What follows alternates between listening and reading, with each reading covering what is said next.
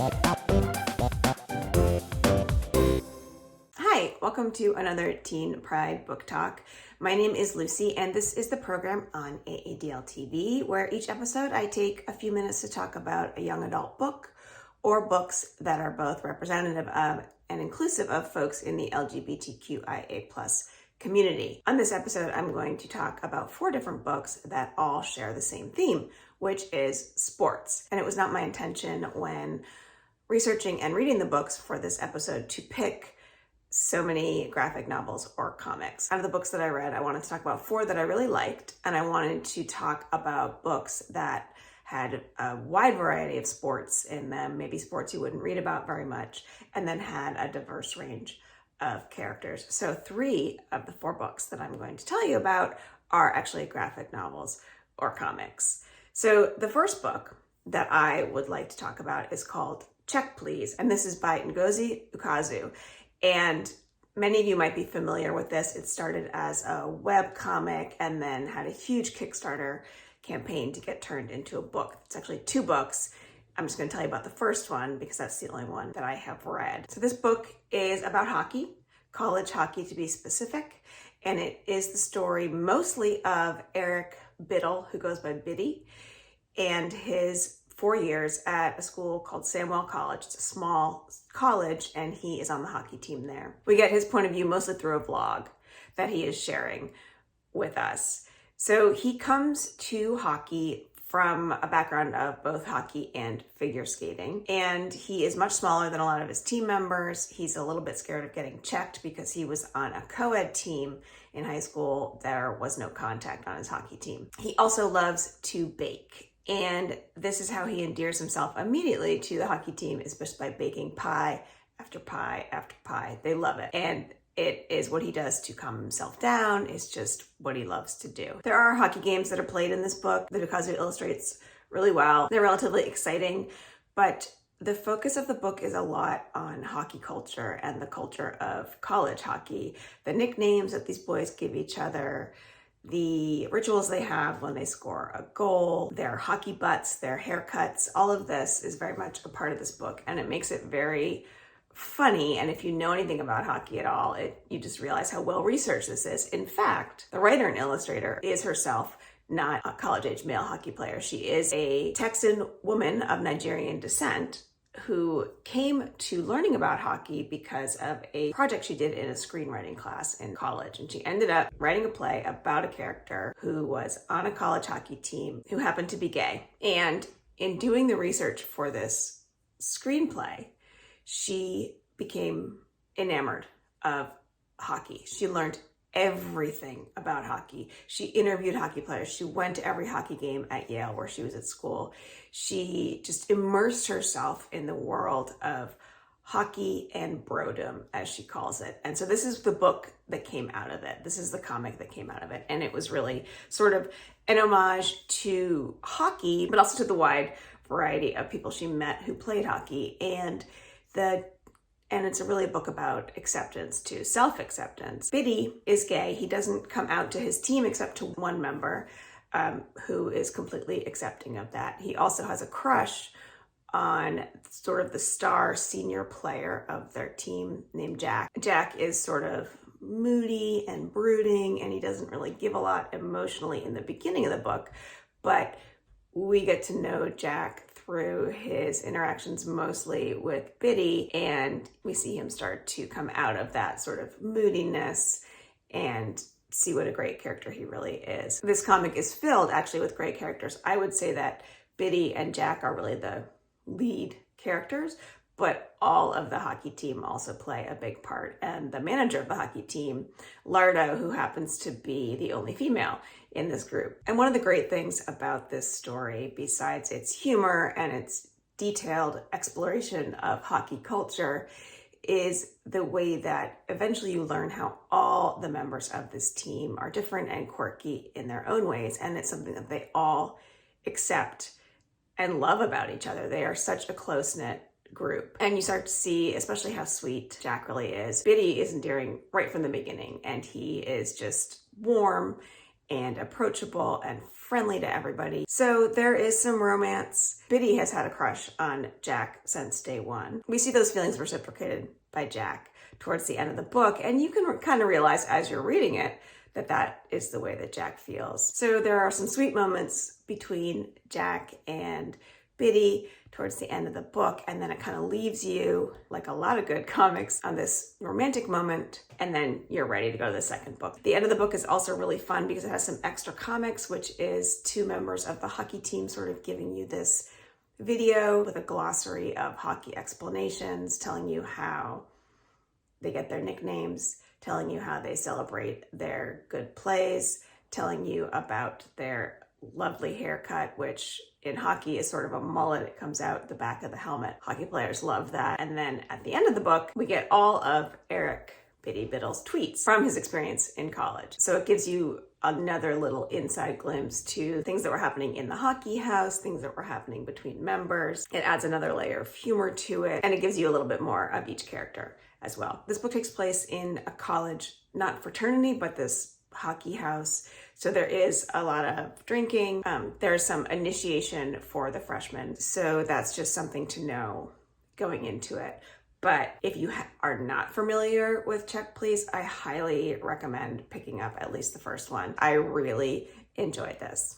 The second book that I want to tell you about is the one book that I'm going to talk about that is not a graphic novel or comic, and it is called Like Other Girls. It's by Britta London. And this book is actually, it's about a few sports. It's about basketball. It talks about volleyball briefly, women's basketball, women's volleyball, but then it's really about football. The football scenes in this book are really well written, and they're gripping and they're exciting.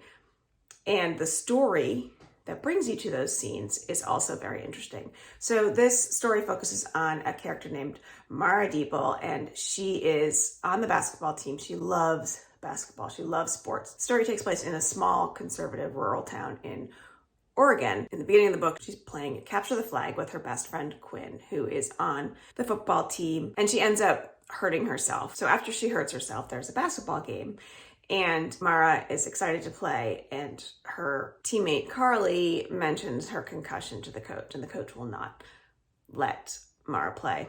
So Mara, in a fit of anger, and Mara, we learned, does have some issues with anger, punches Carly.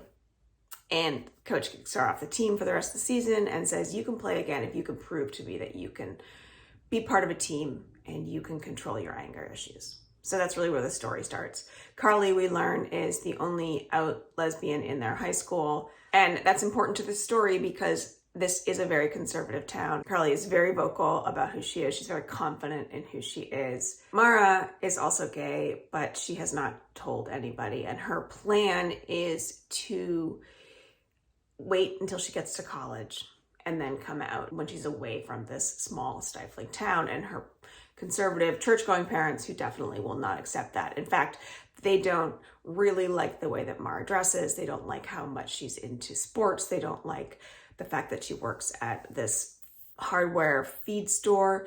They don't like that most of her friends are boys. Especially her mother really wants her to be more of a girl and is waiting for Mara to get through this phase. So Mara joins the volleyball team briefly and does not like it, and it doesn't feel like she's part of the girls on the volleyball team. And listening to her friend Quinn talk about football, she realizes she wants to play football.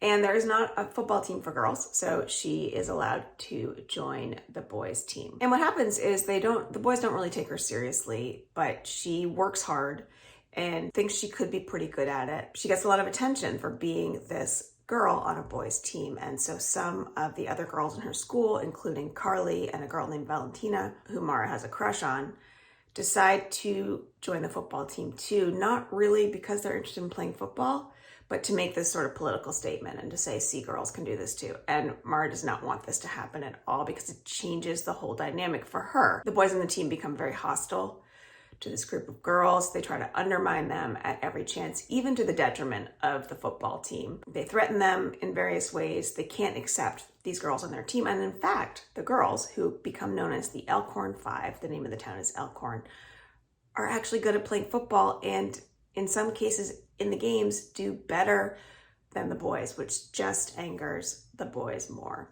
And so the author in this book does a great job of depicting for us this toxic masculinity and this sexist entitlement that exists in the football culture in this small town in Oregon, and the beliefs that these guys have about the inferiority of women. And you also see, based on the football players who act out against the girls and the football players who don't say anything to those guys who act out, that nice guys are also not immune to this toxic behavior. And even the coaches in this story, you see, have a lot of that misogyny as well. And you start to realize that Mara really has some internalized misogyny too that she needs to come to terms with. As a butch lesbian, though closeted, she does not want to be lumped in with the girls, and she really looks down on them because of the feminine ways in which they present. She has to realize that she can still love sports, still not really feel like one of the girls in what she wears and how she acts and what her interests are, but that she still can be supportive of and supported by other females. She also has a mentor in this book who is another butch lesbian who moves to town with her partner and starts a little farm there and hires Mara to help her. Mara's parents don't want her actually to hang out with this woman named Jupiter because they know that she's a lesbian and they don't like the way that she looks, and they don't think that she's going to be a good influence on Mara. So it's really this coming of age story for Mara in a lot of different ways, in figuring out how she wants to make a statement, in figuring out who she is, and figuring out how she's going to share who she is with other people. It's very funny at parts. It's also thought-provoking. It can be pretty tear-jerking almost, and it just seems really real. Like Mara, who's the main character, is not perfect all the time. In fact, you're not always rooting for her. So this book really plays around with preconceived notions of gender and sports and sexuality and even friendship and how that works out. And on top of all of that, and on top of Mara's story, is the fact that it is a great sports book. The football scenes are really well written and exciting. And even if you're not interested in football, even if you don't know about football, they're written in a way and a pace that sort of keeps you on the edge of your seat, wondering what's going to happen and how well different people that you're rooting for are going to perform. And there is some romance in it too, but it's not heavy-handed in the romance. The next book I want to tell you about is a graphic novel called Cheer Up, Love, and Poms. And this is by Crystal Fraser and Val Wise, both of whom are trans writers and illustrators. This book is a romance. It's a sweet romance, but it's not a simple romance. It starts out with Bebe and Annie, and they are former friends. We don't really know why they had a falling out. Bebe is a cheerleader, and she is trans. Annie is a very antisocial lesbian. At the start of senior year, Annie's mother tells her that she's really going to have to round out her activities and get out more and be social, essentially for applying to college. So she encourages activities, and her mother was a cheerleader, so she encourages Annie to try cheerleading. Annie was a gymnast, so she is able to perform physically in ways that's expected in cheerleading.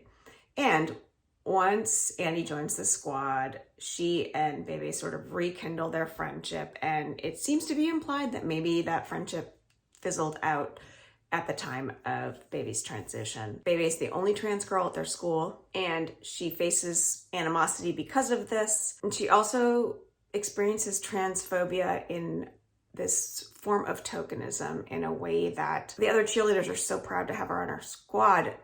It seems not necessarily because of her cheerleading abilities and who she is, but because they feel proud of themselves for being this squad with this trans cheerleader, and the only squad in the area with the trans cheerleader. Some of them want to use that for themselves to talk about in college applications, college essays, and in areas like that. And it's a really good way of showing that though these other cheerleaders think that they're being supportive of Bebe, they're actually undermining her and they're being transphobic. And it makes Bebe feel like that's the only reason that they want her on this squad. There are other instances of transphobia from the squad, cases of them misgendering Bebe. And Bebe lets this casual transphobia slide. And she explains this at one point to Annie. It's because she doesn't want to be labeled as the angry, mean trans girl. So she just doesn't say anything. But it's hard for her. Annie, on the other hand, is not the type of person who will not say anything about anything. Despite being antisocial, she's very vocal about what she believes in. It's hard for her to see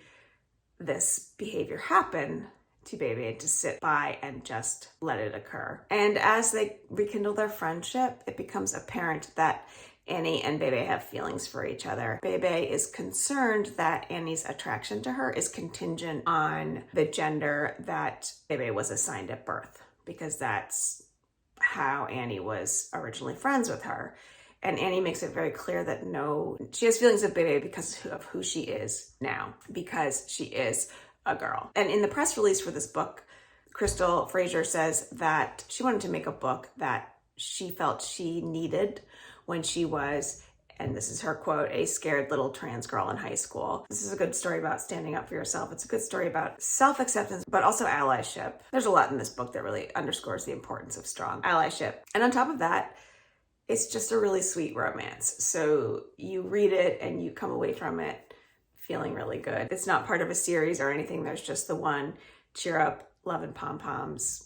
I loved reading it. I loved the characters. They're really great. These main characters and the other cheerleaders are also good characters. So that's Cheer Up, Love, and Pom-Poms. The last book that I want to tell you about is part of a comic series, and it is called Dodge City. This is by Josh Trujillo, Kara McGee, Brittany Peer, and Gonzalez Lopez. And this is a book about dodgeball. And this is also a sport that I had not read anything about. In fact, to be honest, I hadn't really thought about there being dodgeball leagues and dodgeball teams. I thought about it as something that you play when you're younger in PE, and maybe it's kind of scary to have balls thrown at you, or you love it because you love throwing balls at other people.